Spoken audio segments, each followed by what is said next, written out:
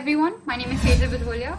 I'm entering my third year of mechanical engineering and I'm an astrophile and an astrophysics enthusiast. I'm here to talk about an overview of astronomy and aerospace. First off, I think the term here we're using is very limited. I think we can go with like a broader perspective, maybe space sciences. So a brief introduction into it would be, say, astronomy. There's cosmology. There's also aerospace. There's rocket science. There's astrophysics.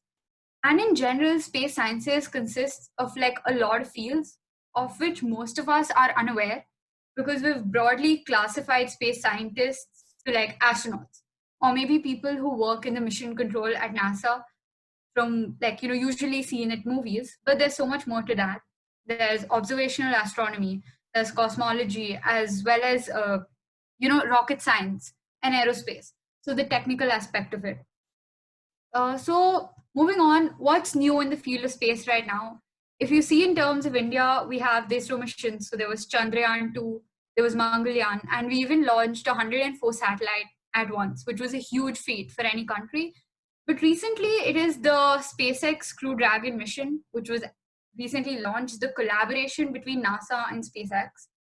I can tell you why this is such a big feat because this was launched from the American soil with two American astronauts and essentially marks the beginning of an era, marks the beginning of the commercialization of space, which shows us that, going to space is actually possible and we're there.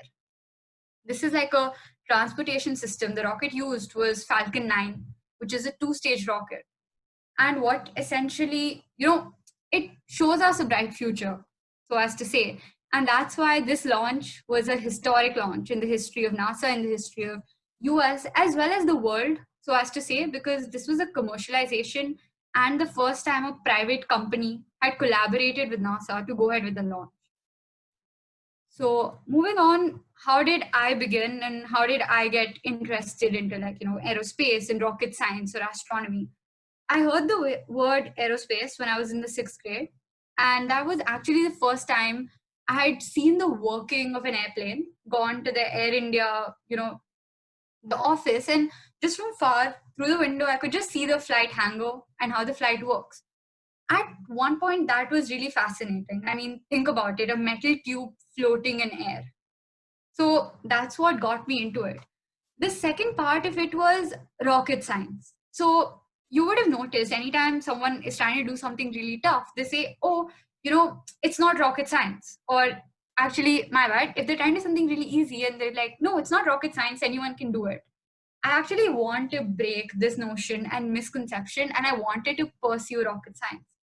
So apart from these two like remarkable moments in my life, it was a fascination with stars and the idea of a multiverse, which I'll get to later.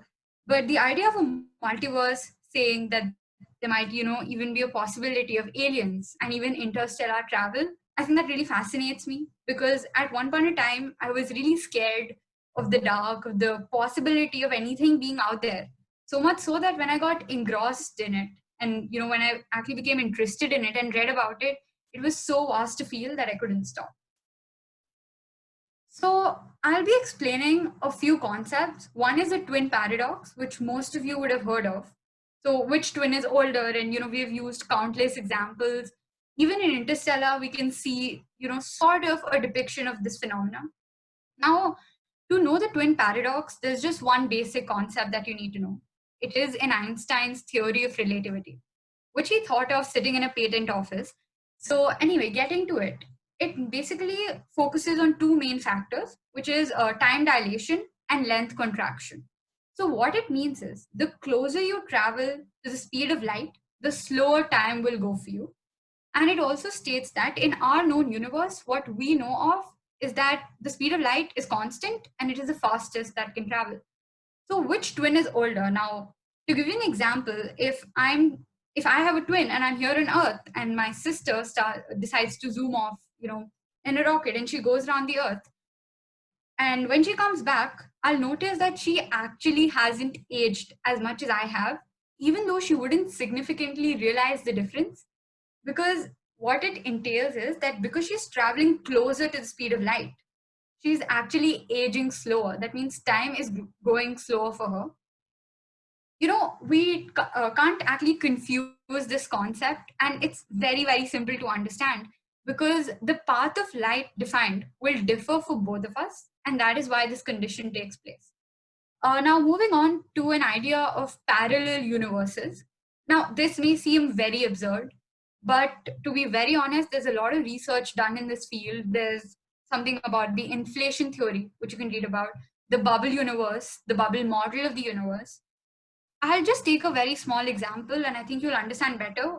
It's like a mosquito sitting on the bubble. And when the bubble expands, you see that the mosquito and say any other particle next to it would also expand and move further from each other. Now, the whole idea of parallel universes came into existence because of one main factor. Our universe is the observable universe. We haven't even seen all of it because the light hasn't had time to reach us yet. So, one more example of a parallel universe would be take a sheet of newspaper, and you know how a newspaper has multiple sheets in it? Each sheet that you unfold depicts a universe. And this essentially can be a model of a parallel universe. Moving on to a slightly more technical aspect, the Apollo 13 mission.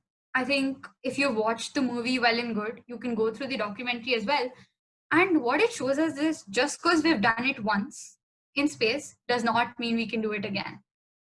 So essentially, what the Apollo 13 astronauts did was that they had to go to the moon. It was a simple mission, not very popularized because we had been to the moon before, Apollo 11 had happened, Neil Armstrong, all of that. But these three astronauts had to survive in space without the oxygen tank in the lunar module. To elaborate, I'll tell you, in this particular spacecraft, there was a command module and a lunar module. Now, a lunar module is basically meant for two people to survive for, say, 2 days or 3 days, not sure of the exact number. But what they had to do is, because as they went up on space, their oxygen tanks burst, which is why they had to survive inside the lunar module without any heat or oxygen in space. And this is where the very famous line comes from, Houston, I think we've had a problem.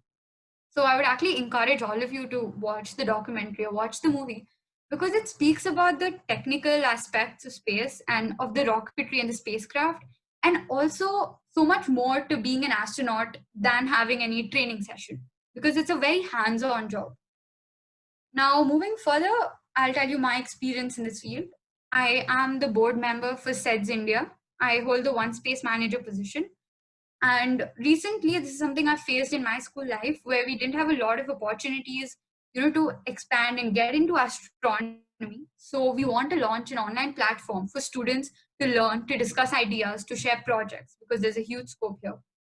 I've worked on the NASA problem statement to build a CANSAT and taken part in the International Astronomy and Astrophysics competition. I have taken part in the National Student Space Challenge, which was hosted by IIT Kharagpur. Some of these are my experiences, but foremost, the two main important projects that I've been working on, one was CANSAT, where I designed the mechanical subsystems and looked into the materials engineering of it, as well as I have a mentor from the International Space University who recently gave us a project to develop an entire interstellar project. So essentially a world ship to actually transport the entire mankind to outer space or to another exoplanet. So these are some of the projects I worked on, some of the certifications that I do have. And moving on, how can you get started into this field? I'll be very honest, it's very easy. Be on the lookout for lectures, by ESA, by ISRO, look up newspaper articles, because even recently, on July 15th, till July 15th, actually, ISRO is expecting, or they are accepting proposals related to their recent mission because they want to send humans into the lower Earth orbit too. So you don't have to be limited to any particular field. It doesn't have to be that only if you're doing aeronautics or aerospace can you get into the space sciences. I am a mechanical engineer myself. I worked on various mechanical subsystems with a specialization in materials engineering.